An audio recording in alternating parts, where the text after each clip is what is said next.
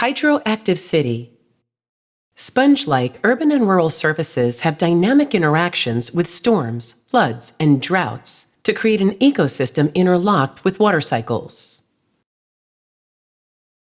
As of now, many coastal cities around the world have been confronting risks caused by water-related disasters such as catastrophic floods, storm surges, guerrilla rain, and tsunamis. In order to respond to these water-based threats, which are increasing in severity from global climate change, we must reconstruct the relationship between cities and water.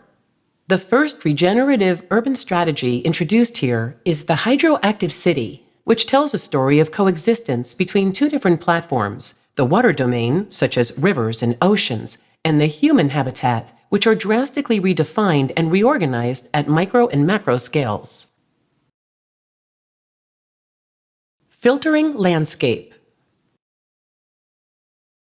Rogue water infiltrating the city is not the only concern. The depletion of water resources due to drought and population growth is also an urgent issue for many cities. The filtering landscape of the Hydroactive City is a designed environment with a sponge-like landscape that absorbs, cleanses, stores, and distributes excess water from storm surges and floods, creating an urban landscape that adapts to both an abundance of water from floods and a shortage of water from droughts. A reservoir, which also serves as a green space, is built around a riverbank to control flooding from rivers. A water filtration system is embedded in the sloped hill from the residential area to the riverbank in the lowlands. In the residential zones, rainwater is efficiently collected through a porous ground surface, such as residential yards and green zones, then purified through biofilters embedded in the landscape before reaching storage reservoirs. The green belt that weaves its way through the entire district is not only a strategy for water catchment, it also doubles as a public amenity that enriches urban life. The reservoir hosts numerous educational facilities where residents can learn about the water environment and the processes occurring in their neighborhoods. Following topography, an integrated water purification network is envisioned as a filtering landscape unique to the Hydroactive City. Residents no longer regard water as a threatening component. Instead, it becomes a vital resource for the urban environment.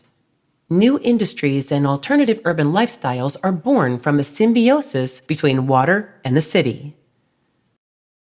The students started to speculate on certain kind of hybrid infrastructural buildings that I think became very, very interesting, that might deal with perhaps the issue of water through, again, the lens of the food production, but while generating energy. So in a way, there was a discourse of the kind of circular economy that was embedded in all the projects, basically, as a result of this understanding of the site and the different fluxes and aquatic settlements. By viewing sea level rise as an opportunity along the seashore of the Hydroactive City, we can create a new residential typography in which water and people coexist. The people in this area have been involved in the fishing industry. However, traditional fishing and aquaculture practices have been declining due to problems more complex than rising sea levels, such as the changing ecosystem caused by global climate change, depleting resources, and marine pollution resulting from population growth.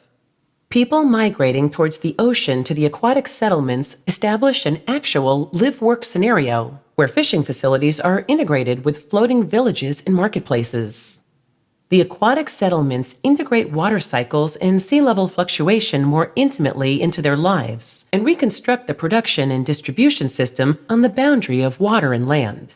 The seawalls used to divide the sea from the human habitat and protect the land from tsunamis and storm surges have become an infrastructure for generating renewable energy using seawater and solar power. The aquatic settlements establish a new starting point for aquatourism, revitalizing the local fishing community and providing economic diversification for new local businesses. The students' strategy in this project is to kind of giving up all this man-made protection and try to utilize more ecological way to transform these man-made dikes or the this fixation of the coastline into more ecological way and to coexist with the natural disaster. Amphibious shophouse. These coastal areas were once prosperous centers of maritime trade with an invaluable historical and cultural heritage. As a result of their low-lying setting, they have been particularly vulnerable to sea level rise. Therefore, the redevelopment of these historic districts is initiated by combining tourism and disaster prevention in the old center of the Hydroactive City. The Historic Preservation District consists of many traditional shophouses. The first floor is used for stores, and the floors above are used for residences.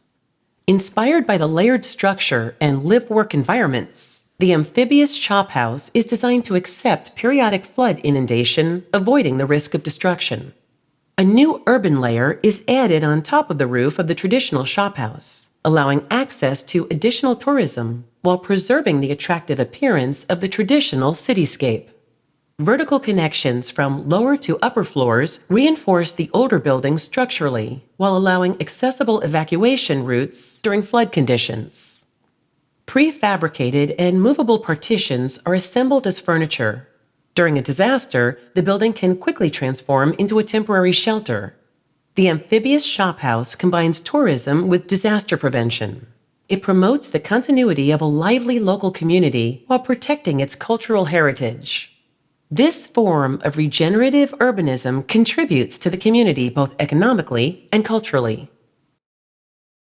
Maybe, that we can think about, the more humble and sustainable kind of a life, which is based on the kind of real contact, with, the part of a disaster and a part of a behavior of the nature and so on.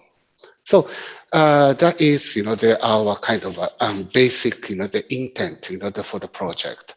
To take that approach, one important thing is to make this, the disaster more tangible.